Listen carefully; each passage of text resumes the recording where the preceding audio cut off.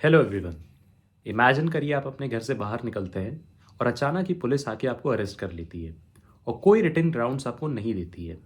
तो क्या ये अरेस्ट लीगल होगी या इलीगल होगी? यही बात कोर्ट ने Mihir Rajesh Shah versus state of Maharashtra में क्लैरिफाई करी है। कोर्ट ने ये कहा कि कोई भी पुलिस ऑफिसर अगर आपको आके अरेस्ट करता है और रिटन ग्राउंड्स नहीं बताता है तो वो अरेस्ट इलीगल हो जाएगी, क्योंकि वो आपके आर्टिकल 22 क्लॉज 1 का वायलेशन होगी। दूसरी बात कोर्ट ने यह कहा कि इससे फर्क नहीं पड़ता है कि वो कितने सीरियस नेचर का ऑफेंस था। इसका मतलब यह है कि आप मर्डर के लिए भी अक्यूज हो सकते हैं, लेकिन अगर आपको रिटन ग्राउंड्स ऑफ अरेस्ट नहीं बताए गए तो वो अरेस्ट और रिमांड ऑर्डर दोनों ही इलीगल हो जाएगा।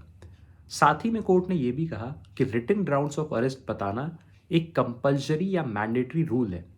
हालांकि कुछ एक्सेप्शनल सर्कमस्टांसेस हो सकते हैं या अर्जेंट सिचुएशंस हो सकती है जहां पर पुलिस को एग्जेम्पशन दिया जा सकता है। कोर्ट ने यह कहा कि अगर आपको रिटन ग्राउंड्स ऑफ अरेस्ट नहीं बताए गए तो ये फंडामेंटल राइट का वायलेशन है। अब फंडामेंटल राइट का वायलेशन इसलिए है क्योंकि आर्टिकल 22 क्लॉज 1 ये कहता है कि कोई भी पुलिस ऑफिसर अगर आपको आके अरेस्ट करता है तो आपको जल्द से जल्द ग्राउंड्स ऑफ अरेस्ट बताने ज़रूरी है। और इसी को एक statutory effect section 50 of CrPC या सेक्शन 47 बीएनएसएस देता है। तो अगर आपको ग्राउंड्स ऑफ अरेस्ट नहीं बताए गए तो अरेस्ट और रिमांड ऑर्डर दोनों ही इलीगल हो जाएंगे। अब रियल लाइफ में क्या होता है, कई बारी पुलिस कहती कि चलो जब हमने आपको अरेस्ट किया तब तो ग्राउंड्स नहीं बताए, पर चार्जशीट में तो बताए हैं।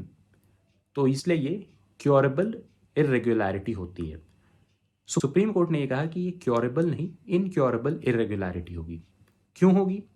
क्योंकि कोर्ट ने कहा कि जैसे ही आपने उसको अरेस्ट किया तो ये प्रोसीजरल इरेगुलरिटी की बात नहीं रह गई, ये बात हो गई फंडामेंटल राइट के वायलेशन की। और जब आपकी फंडामेंटल राइट वायलेट हुआ तो फिर उसके बाद प्रोसीजरल इरेगुलरिटी बैकसीट ले लेती है। तो कोर्ट ने इसीलिए कहा कि ग्राउंड्स बताना एक मैंडेटरी रूल है और कोई फॉर्मेलिटी नहीं है। अब आप सोच रहे होंगे कि रिटन ग्राउंड्स ऑफ अरेस्ट को इतना इंपॉर्टेंस क्यों दिया जाता है? इसलिए दिया जाता है क्योंकि जब आप किसी को अरेस्ट करते हैं तो आप उसकी लिबर्टी ले लेते हैं। और आर्टिकल 21 ये कहता है कि every person has a right to life and personal liberty. तो अगर आप मेरे से मेरी लिबर्टी ले रहे हैं तो मेरे को रीज़न तो दीजिए, क्योंकि अगर आप मुझे रीज़न बताएंगे तभी तो मैं बेल ऑर्डर को के लिए अप्लाई कर सकता हूँ, पुलिस की कस्टडी को चैलेंज कर सकता हूँ या अरेस्ट को चैलेंज कर सकता हूँ। इसके अलावा कोर्ट के सामने ये इशू था कि क्या हर एक केस में रिटन ग्राउंड्स बताने ज़रूरी हैं। कोर्ट ने कहा कि रूल तो यही कहता है कि आपको रिटन ग्राउंड्स बताने हैं, लेकिन अगर हर सिचुएशन में इंसिस्टेंस करी जाएगी तो लॉ इन्फोर्समेंट को काफ़ी एडवर्स इफेक्ट पड़ेगा।